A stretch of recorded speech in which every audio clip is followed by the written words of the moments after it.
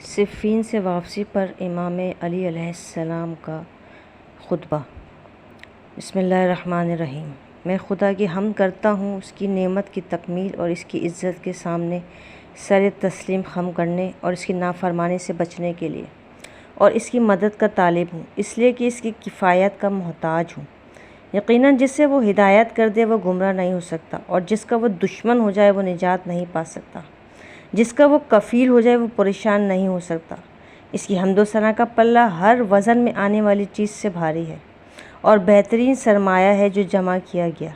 اور میں گواہی دیتا ہوں کہ اللہ کے سوا دوسرا خدا نہیں، وہ یکتا ہے، اس کا کوئی شریک نہیں۔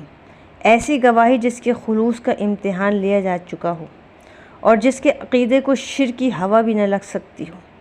ہم ہمیشہ اس سے تمسک کریں گے جب تک وہ ہمیں زندہ رکھے، اور پیش آنے والے خطرات کے لیے اسے ذخیرہ قرار دیں گے، کیونکہ یہی ایمان کی مستحکم بنیاد اور پہلا عمل خیر اور رضائے خداوندی کا ذریعہ اور شیطان کی دوری کا سبب ہے۔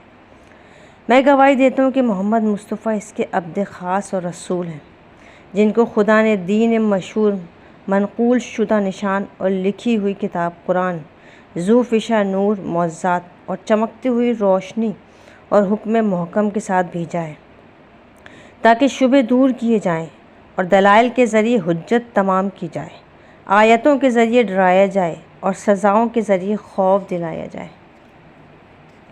اس وقت یہ حال تھا کہ لوگ ایسے فتنوں میں مبتلا تھے کہ دین کی رسی شکستہ، یقین کے ستون متزلزل، اصول مختلف اور حال پراگندہ، نکلنے کی راہ تنگ اور اندر آنے کی راہ نظر نہیں آتی تھی۔ ہدایت گمنام اور گمراہی عام تھی، خدا کی نافرمانی اور شیطان کی مدد کی جا رہی تھی، اور ایمان کو بے یار و مددگار چھوڑ دیا گیا تھا۔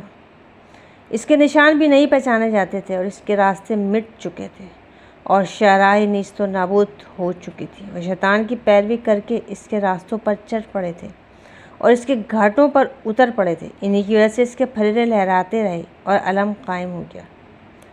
ایسے فتنوں میں جنہوں نے انہیں اپنے سموں سے رون ڈالا تھا اور اپنے کھروں سے کچل دیا تھا اور اپنے پنجوں کے بل کھڑے ہو گئے تھے، تو اب یہ لوگ اس میں حیران و ششدر، بے خبر اور فریب میں گرفتار تھے، ایک ایسے گھر میں جو خود بہترین مگر اس کے ہمسائے بدترین تھے، جن کی نیند بیداری اور صبح ان کے آنسو تھے۔